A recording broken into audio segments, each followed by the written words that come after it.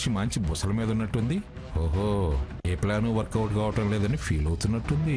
నేనేం ఫీల్ అవ్వట్లేదు,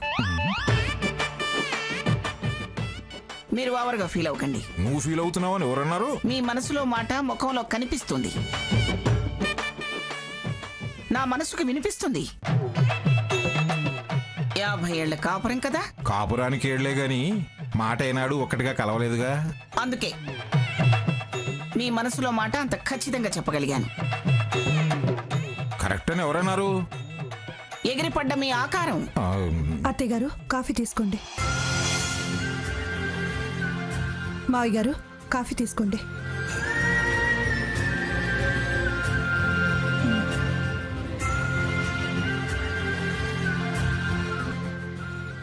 అమ్మా లక్ష్మి, కాఫీ చాలా బాగుందమ్మా. ఓ లక్ష్మి, ఈ సంవత్సరం మన ఇంట్లో వరలక్ష్మి వ్రతం లేనట్టేగా?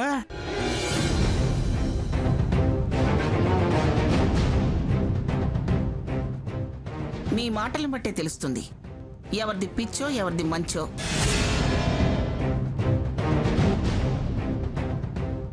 వరలక్ష్మి వ్రతం లేకపోవడం ఏమిటి?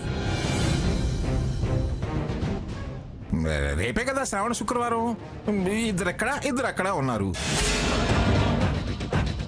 ఏమిటి అక్కడ ఉండేది ఇక్కడ ఉండేది?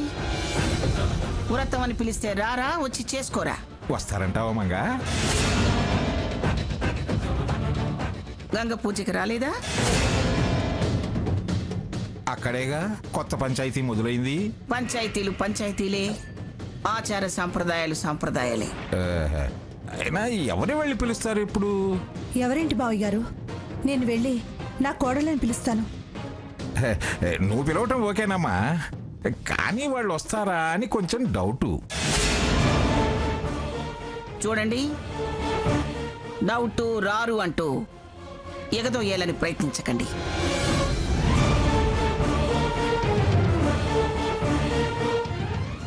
అక్కడ కూడా పూజలు వ్రతాలు అంటే విలువిచ్చే సావిత్రి ఉందిగా. వాళ్ళు రావన్న బలవంతంగా తీసుకొచ్చి మరి వ్రతం చేయిస్తుంది. మీకా నమ్మకం ఉంటే నాకోకే. వెళ్ళవే లక్ష్మి, అర్జెంటుగా వెళ్ళి వాళ్ళని పిలిచిరా.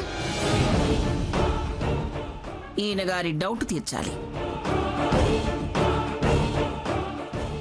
వెళ్ళు. అలాగే అత్తయ్య. నువ్వు కూడా దాని వెంట వెళ్ళరా.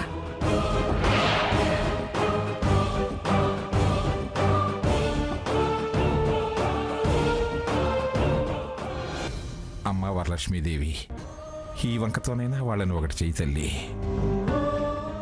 ఇదిగో సీత వస్తుంది, ఇప్పుడు చూడు.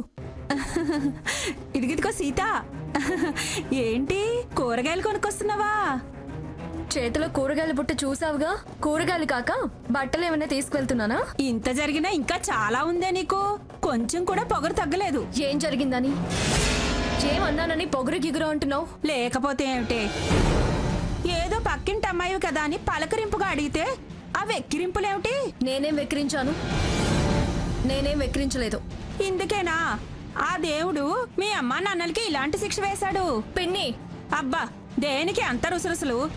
ఇలాంటి ఇసడింపులకే మీ బతుకులు ఇలా తగలడ్డాయి. పిచ్చి పిచ్చిగా మాట్లాడుకో. ఏమయ్యాయని, ఏమైపోయిందని. అయినా మా ఇంటి సంగతులు, మా బతుకుల సంగతులు మీకెందుకు?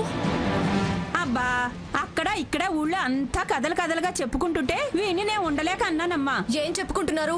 మీ చెల్లెలు మొగుడిని తూచన్నదటగా, నిన్నేమో నీ మొగుడు తూచన్నాడటగా.